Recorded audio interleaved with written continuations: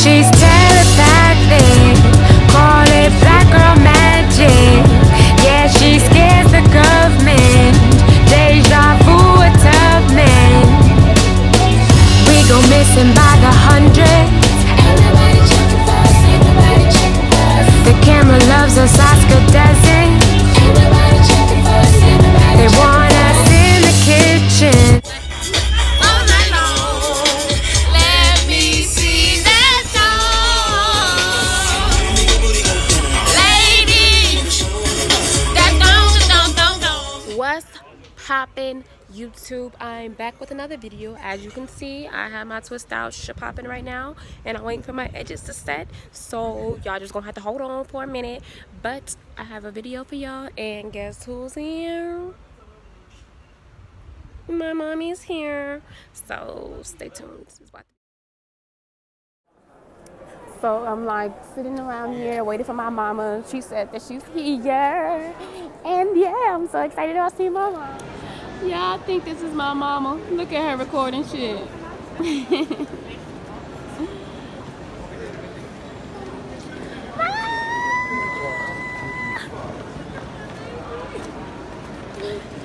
I missed you. Ma, are you crying?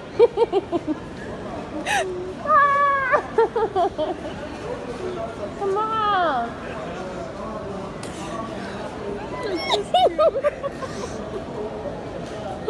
Are you crying already?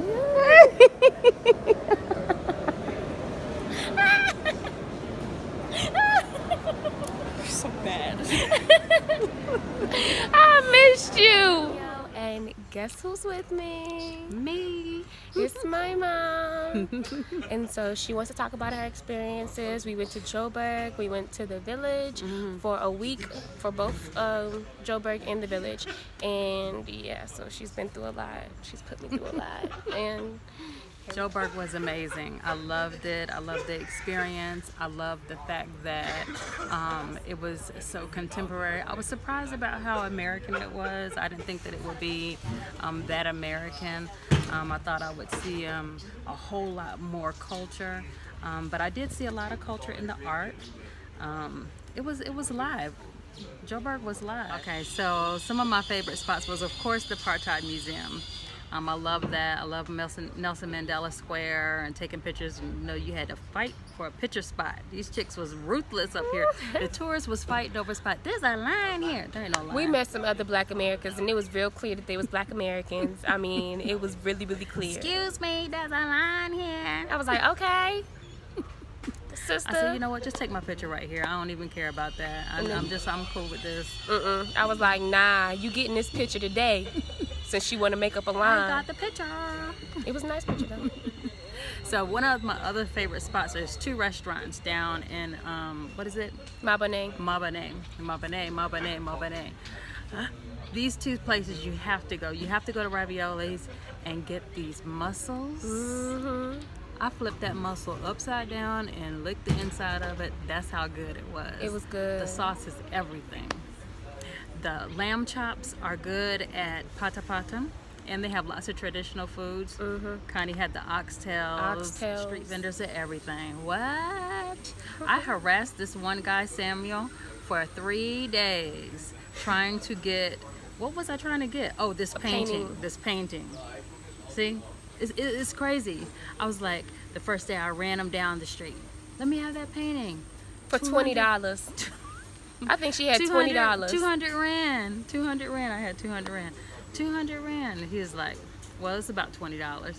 He's like, no, you can't get a painting for that. I was like, what? I said, all right, we're gonna see. I seen him walk past again, same painting. Walk past again, same painting. I said, see, let me have the painting. So 3 days I worked on him. And then I sent my daughter on out. I got the painting. How much was it? It wasn't even 20 rand, was it? We paid 245 rand. 245. Still good. He was trying to get people for 500, y'all. 500 rand. And so there, he had another painting too. And so come find out, he did get somebody. So they paid 500 for. Well, we got a number of things from him. We got giraffe. A giraffe, beautiful. Gorgeous. An elephant, which I love elephants. I collect elephants. Beautiful. I I got the painting and something else. I can't remember what it was. We got one more thing from him, I believe. But the street vendors are everything. You have to negotiate. Be ready. Be ready. They're gonna get you.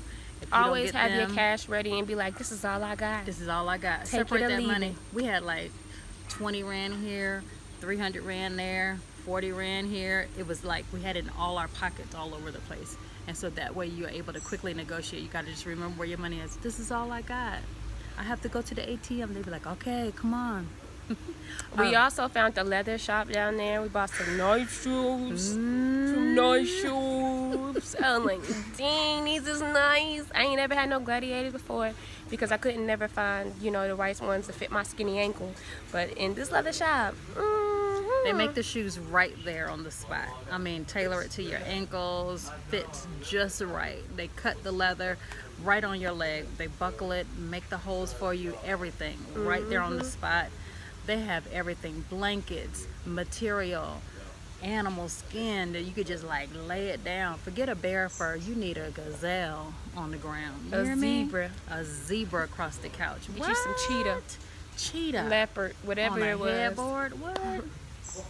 It was everything. That leather shop was everything. We went there about 3 times too. Picked up this and that. They had a leather fan. You ain't never had a leather fan before?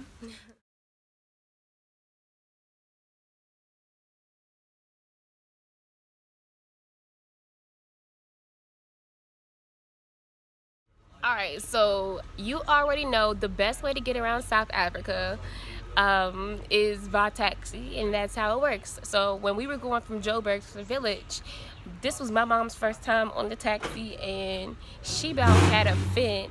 So she got to tell her story about the taxi ride. So first of all, about the taxi is the first thing is the struggle to get on. First, you're waiting. So you sit in the taxi rank, and there's everything going on there. They're buying and then selling, and they're doing this and that. It's all kind of exchanges going on. So it's like a food flea market right then and there. Because you're going to be sitting there, you're going to get hot.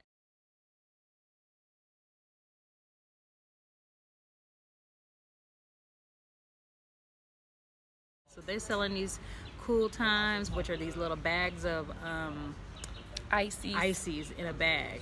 I didn't want to eat one, but after you sit there for a while, you're gonna eat one. And so they have everything, fresh bread, everything out there. Okay, so riding on the taxi, I'm sorry, y'all, my arm is getting tired. You fight to get on the taxi, first of all. So my first time, you know, I was like, okay, I'm gonna get on. Connie busted her way through. She got on. First of all, let me tell you, I told my mama, first of all, I seen the line to get on the taxi, and I was like, all right, mama, come on.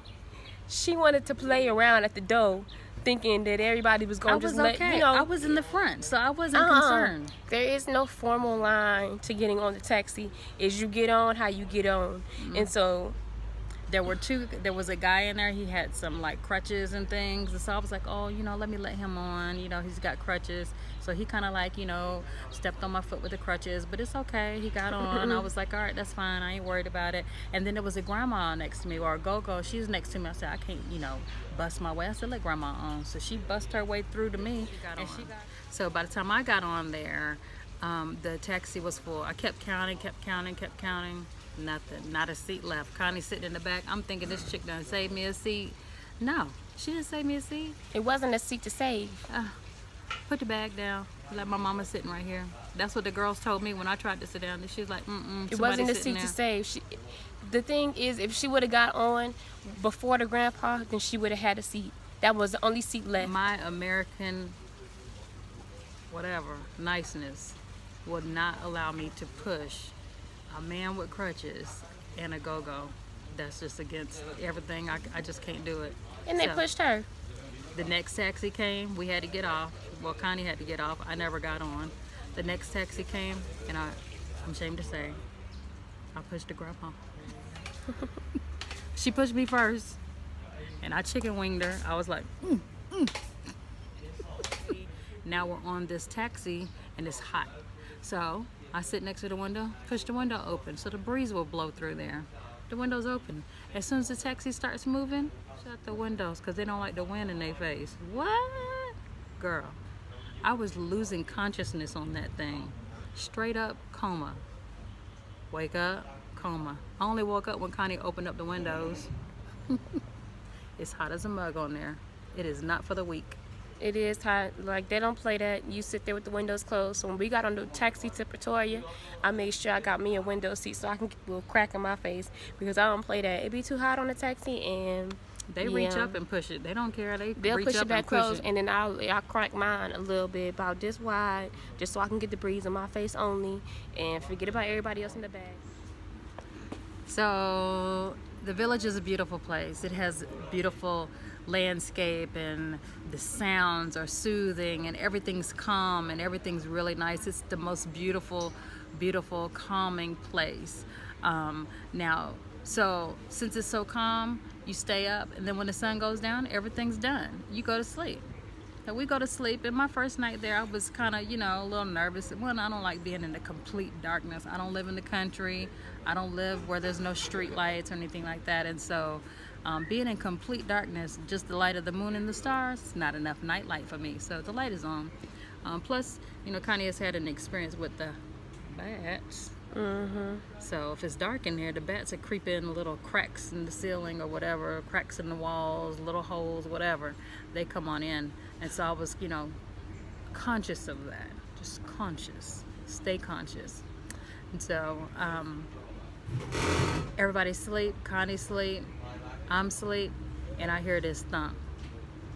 Immediately I wake up, and I'm like, hey, somebody's outside. I heard this little squeaking thing. I said, you know, she has burglar bars on the doors and the windows. I was like, they unscrewing these things. They gonna come in here tonight. We're gonna fight for our life. Somebody's coming in. I don't know who it is. They found out there's an American in here. They coming to get me. They come to get you too. So we're gonna have to fight, girl. First of all, I looked at her, and I was sitting there calmly, just looking around, and I was like, ain't nobody outside. She didn't say ain't nobody outside. She said, because you don't, if it is somebody outside, you don't want to alarm them. You see, that's But a possibility. I was listening, and I didn't hear nothing. Mind you, I've lived in this village almost 2 years now, and I know I wasn't hearing nobody outside. She was like, and I was like. So then I got up and I turned off the light so I could look out the window. She's bold. I was like, oh, that's a good idea. Turn the lights off. You see them, they don't see you. All right, girl, I got you. We're gonna get this joker. This mug. Then I think a few days later she was saying, I think it was the bats making noise outside, talking about she gonna do a walk around my room to see if they unscrew the windows. I said the windows open up from the inside, so how are they unscrewing the windows? I did do a check.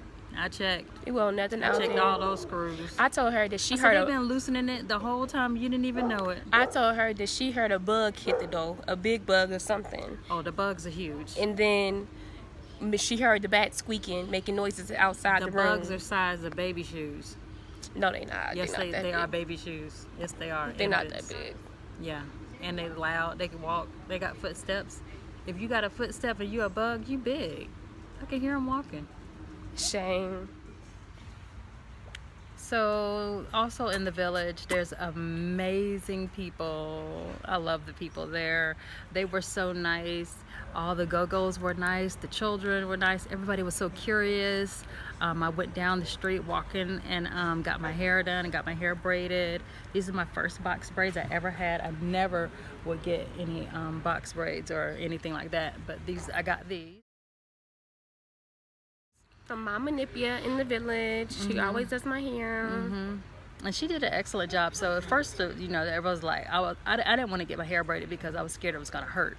And so she did the hair, and she had a friend to come and help her. So one was working on one side, one was working on the other side, and another girl showed up, and she worked on the back, and they knocked it out. And it didn't hurt. It didn't hurt.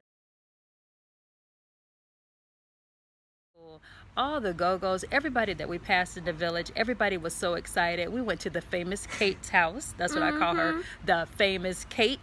And so Kate, we walked in there with nothing but just to say hello and to meet everybody, and we left full. We had mangoes and bananas and all the Fanta we can drink. Last but not least, y'all, guess who else she met in the village? She met Day Day, and she agreed that he was fine. All right, y'all, so the last thing we're going to talk about is we're going to get into my school. So last time I posted a video, I was telling y'all about, you know, everything about my school and what's going on with my projects. But now I'm happy that my mother got to see what exactly my school looks like. I know she enjoyed her time with the kids, so let's hop into that. The kids are amazing. They're so magical. I think that children are magical anyways. They're just so wonderful in how they create and invent and how curious they are about everything. So my first day there, I was in the classroom with her for the entire week. They just asked question after question and got engaged, and they wanted to know everything, and I appreciate that. I was curious about them too. I asked them lots of questions. We played games. They showed me their games. I showed them mine. Me and Connie showed them a game called Slide. We showed them that morning. Was it Wednesday morning? We showed them Wednesday while they were playing outside. By the end of the day, like 3 of them had it. The next day it multiplied 3 times 3. It was 9. And then it was 9 times 9, 18. And then other classes were catching on. And next thing you know, when they were coming around, they see me in the village. They're like, slide, ma'am, slide. And so it was really nice. 9 times 9 is 18. 9 times 9? That's 36. What is it? 81. The kids, they're just fascinating. At this age, they still had their innocence, still had their wonder and their love, and they were eager learners. And you had 3 of them in the back, though. Boy. Okay, so my new kids that I have in my classroom, my grade 4s, they are quiet. But my grade 5s that know me, I got three boys that will set the whole classroom on fire. Yes. And I'll be looking at them, I'll be like, day of school. First of all, before I even left, they was the only kids talking in the class that whole morning. I said, do y'all notice that y'all are the only ones talking? The only ones. Going in, and then I got a new boy, and they gonna try to rally him up in the crew. They trying to make it 4. They trying to make a pack. But my grade 5 boys, they off the chain. That's all right, because I got sentences for that one, baby. Ma'am. I remember when I gave my kids sentences the other day, I gave them the new books that we got from the donations, right? And I told them, take care of the books. These are our new books. If you don't take care of these books, we're not going to be able to, read our books in class anymore. Yeah. Next thing I know, my kids are play fighting with the books. I said, hold up. Y'all about to sit down. Y'all got 75 sentences. Then some of my kids, my grade 5 kids, they went ahead. They started busting their sentences out. They was like, oh, 75, that ain't nothing. Then my grade 4 kids, they came back home. They was like, man, brothers gave us 75 sentences. And one of my girls, she said, only 75? We used to get 250, 350. That's nothing. 75, that's a privilege to have 75 sentences. Writing sentences. Like, it works. It does. Their hand will get tired enough to make their mouth close. So one of the major things that I brought with me was a huge donation of books. A lot of co-workers, friends, people from the community all donated books because Connie was starting a library at her school. And so the plan for the library at school did not come to fruition as planned, but it's not over. But we had a plan B in place. And instead of just having it at the school, we had it available for the whole community. And so she told her kids after school, hey, listen, we read books in class, but there's going to be more books. If you want to come by, you can come by my home, and I will have more books for you to read. One by one, they came. And they left, came back, got their friends. They were reading and using the books. We were teaching them how to use the books properly first. And she has many plans for them, a reading log, all kinds of story times that she can have. There were kids that were 3 that weren't even in school. So the community is kind of split. So some of the kids go to the school, some of the kids go to different schools. And so it was wonderful now that it's not just for the school children, it's for everybody. Even the host mom, she came out, she was like, let me see one of those books. And so that was really, really nice. And we got tons of great pictures and video of the kids both reading, and you know, she was able to not see and assess some of her children that are in her classroom. They came out to her home, and she was able to see them read there too, and so it was really, really good.